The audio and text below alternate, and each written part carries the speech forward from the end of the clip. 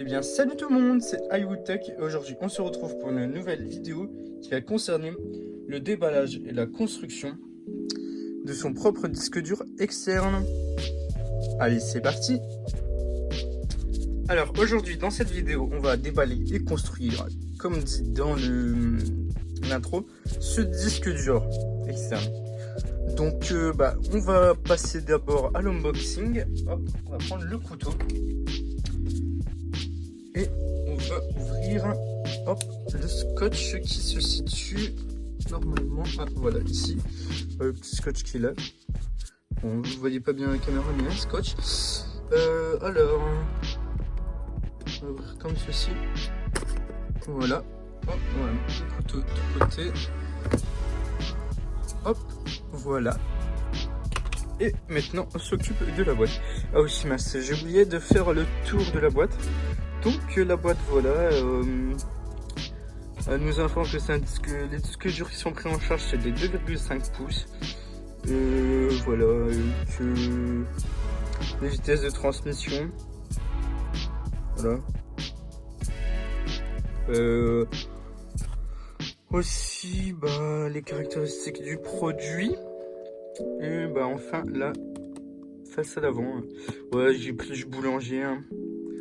Bon, il y avait que ça dans le magasin comme boîtier qui faisait, mais bon. Alors, donc on va passer à l'ouverture de la boîte.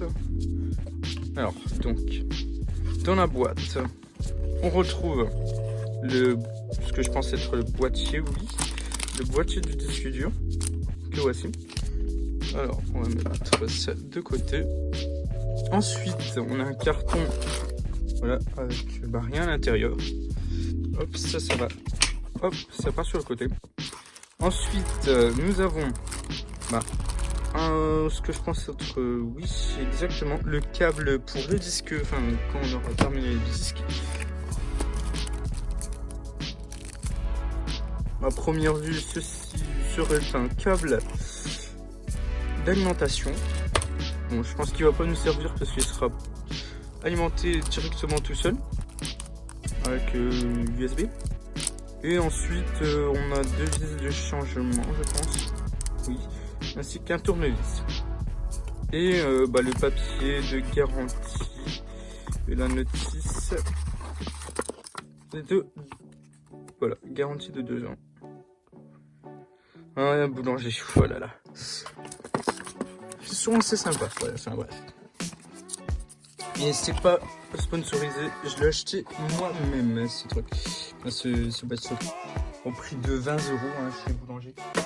Voilà, hop, et ainsi que une petite mousse que je pense va coller sur le disque dur.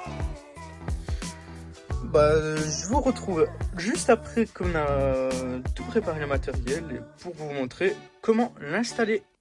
Allez, c'est parti. Donc voilà, pour construire votre disque dur externe, vous allez avoir besoin premièrement de votre boîtier. Voilà, qui va accueillir votre disque dur 2,5 pouces. Un tournevis. Moi j'ai pris l'un de mes tournevis que j'avais en stock. Après, je ne reprends pas ceux des kits parce que je préfère les garder au cas où. Et votre disque dur, voilà, de 2,5 pouces. Moi, c'est un 500 Go. Bon, après, je pense que ce boîtier-là, il peut accueillir facile 2 Tera voire plus. Après, je suis pas sûr, mais j'ai pas vraiment vu de stockage qui était mis au maximum qui pouvait se soutenir. Sur ce, je vous propose de passer au montage du disque dur et à tout de suite. Donc voilà, alors maintenant on va passer à l'étape du démontage du boîtier pour mettre à l'intérieur notre disque dur. Pour ça, ça va être simple, on aura besoin, comme je vous l'ai dit, de notre petit tournevis cruciforme ainsi que le boîtier. Il faudra juste enlever les vis qui se situent de part et d'autre du boîtier. Voilà, là ici, le plus souvent des cas c'est comme ça. Et c'est ce qu'on va faire. Donc on va prendre le tournevis. Je vous apprends pas comment on dévisse des vis.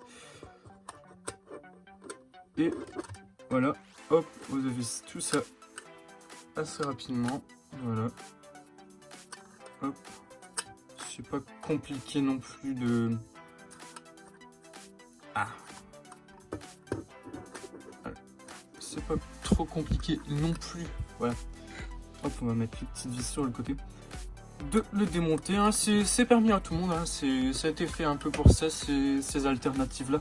Je vais toujours acheter des disques durs externes, hein, parce que c'est vraiment des fois très embêtant voilà, d'acheter toujours des disques déjà préfaits et voilà. Enfin bref, donc une fois dévissé, voilà, vous allez avoir la carte où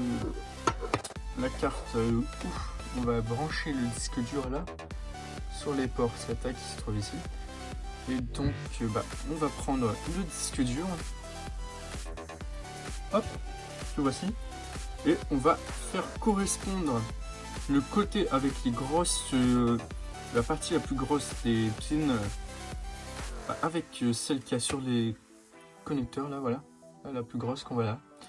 On va faire correspondre, donc on va tourner le disque à l'envers, voilà, comme ceci, et après il n'y a plus qu'à le clipser. Voilà, là il est clipsé. Alors on regarde bien si c'est bien droit avec la carte. Voilà. Là c'est bien droit. Et je vais aussi, je pense que là je vais mettre la mousse protectrice qui a été fournie avec le kit. Voilà, cette mousse là, on va la mettre je pense sur la face avant. Donc voilà, on enlève le petit papier pour mettre au jour le collant et on va le coller assez au centre.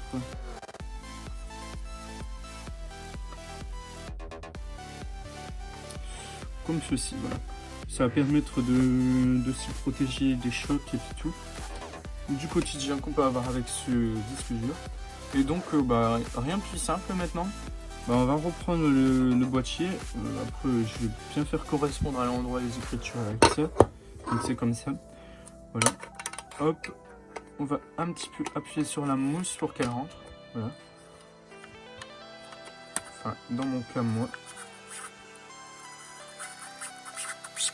Voilà. Il faut un peu forcer.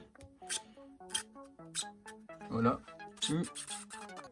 Le boîtier de disque dur est refermé. Du disque dur est refermé. Et donc il ne reste plus que maintenant à remettre les deux petites vis dans leurs emplacements et le disque dur sera terminé.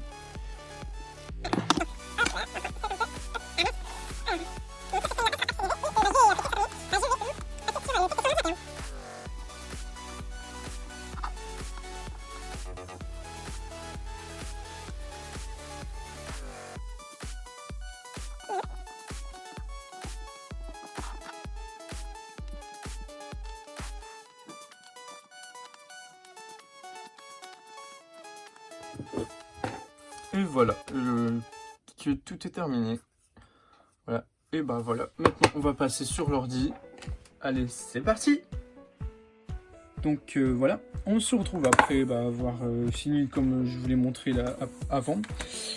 Tout le disque dur externe, voilà, à quoi il ressemble après qu'il est fini.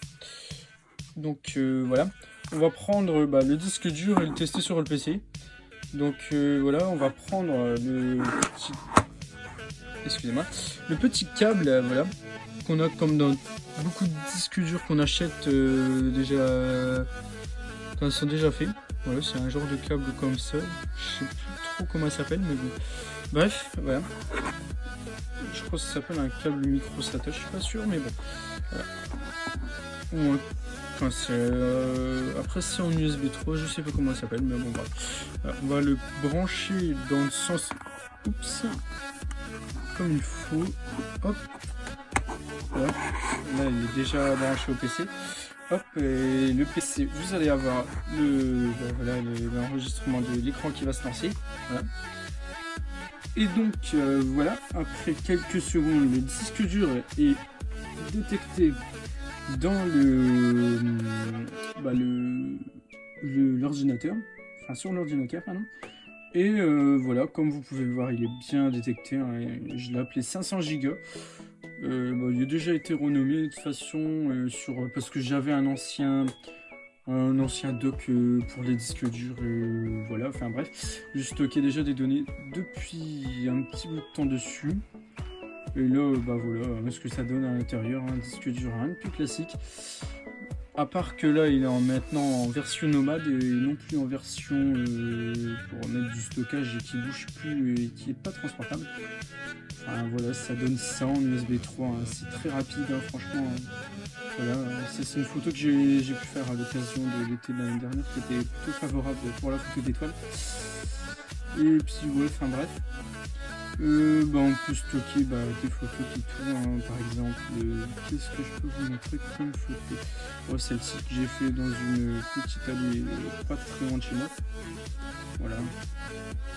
La qualité est bien conservée. Voilà.